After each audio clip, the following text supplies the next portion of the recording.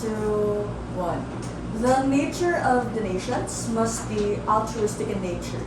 Otherwise, it becomes a bribe or a transaction to get what you want.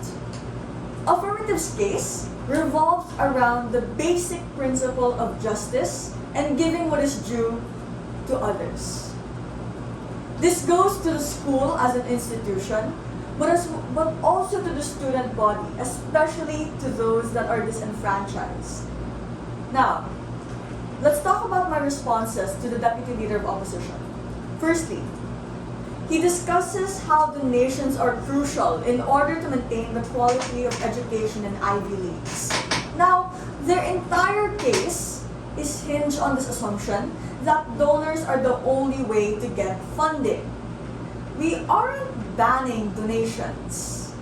We're just not okay with letting students in who don't deserve it. We don't want students who aren't qualified, besides their dad's wallet, to enter these institutions because we want to ensure that our students are of quality.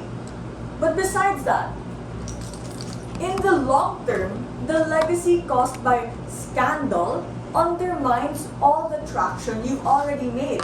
That's why a lot of media, such as Netflix, essentially banks on the fact that these scandals exist because of students who enter these institutions through donor admissions. But secondly, let's talk about his claim that test scores do not capture the full potential of a student. Now, it's not just about having test scores. They also have multiple interviews, background checks, and vetting processes. Plus, a lot of these institutions have gender and minority quotas regardless of the nations. But let's talk about the third thing, the essence of their case, basically. The essence of their case falls onto the benefits that is received by donor admissions.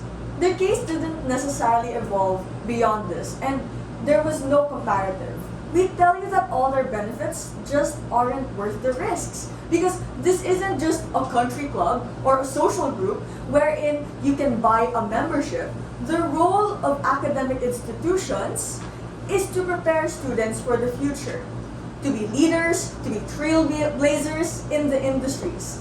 We reject the reality that Ivy Leagues further become just popularity contests based on how much money your parents have. But fourth, he claims that donor admissions makes the institution sustainable. But what exactly is the sustainability argument they're positing time and time again? We never see a proper characterization on what it means for an institution to be sustained or be sustainable through these donor admissions specifically.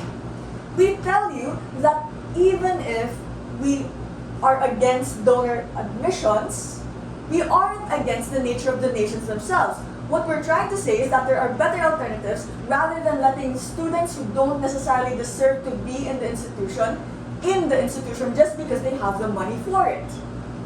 So, let's talk about the first clash, where the school is better off as an institution.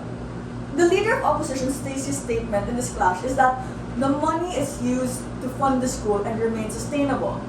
However, my main issue with this was that it was never properly mechanized as to how exactly this money will be used and how exactly this will be sustainable, as they've said time and time again. We tell you that the nature of their sustainability argument does not fly when you take into account that there are still a million other students paying for tuition every single year, which means that they are able to maintain the facilities they currently have and are able to invest in better equipment and better facilities, which means that this whole case line of sustainability cannot stand in the long term. But another thing, let's talk about the nature of the nations mentioned by my Prime Minister. He tells you two things. Firstly, that by nature, the nations must be altruistic. It must not have a further compensation wherein just because I pay you, my kid has to immediately get into your school. That should not be the case. It becomes a means, a tool to transaction. And to let your child in just because they have, you know, your money, a building under your name. But another thing, my Deputy Prime Minister mentions the compounding nature of donor admissions, wherein it becomes harmful in the long term because we get students who are technically entitled, who technically are just there not because they're good people, they're competent people, but because they have the financial backing of a parental figure, which means they can do anything they want in the institution, which in the long term can ruin the legacy of the institution. But let's talk about the second clash, where the student is better off. The leader of opposition asserts two things. First, the need to buy and overhead school facilities. Now, schools operate on a budget on the basis of how many enrollees they have in a particular semester or school year. This is why schools make cost cuts all the time, like shorter operating hours for the libraries and other facilities to save on manpower, and finding other cheaper suppliers for necessary equipment. For example, importing things from Asia aside from buying locally. They do these things all the time. They're used to operating on shoestring budgets. Plus, guys, we're talking about Ivy Leagues who have already accumulated a lot of money from their high and inflated tuition fees. But second, let's talk about how they mentioned the flexible admission pathways. This already exists with or without donor admissions and is co-opted. Why? Because when you apply for schools, they don't just look at grades. They look at your extracurriculars. Were you in any organizations? Did you go do any, what do you call that?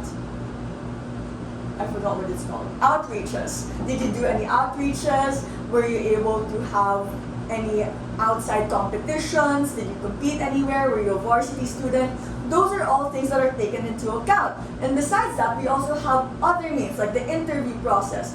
There are plentiful ways, flexible admission pathways that exist without the need for donor admissions. So, we've proven how their case in this standard is either false or value neutral. But let's talk about what we get on our side of the house. We tell you that donor admissions are not the end all for these institutions. Opposition seems to assume the donor admissions are going to be the only pathway for these universities when this is not the case. And my Prime Minister and Deputy already mentioned just how on our side of the house we don't have to raise student tuition. Like what BLO said,